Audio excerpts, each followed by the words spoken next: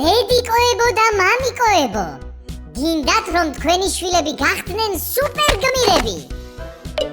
ატარებს დაბადებისთანავე უტევენ სხვადასხვა ბრაზიანი ვირუსები და ბაქტერიები.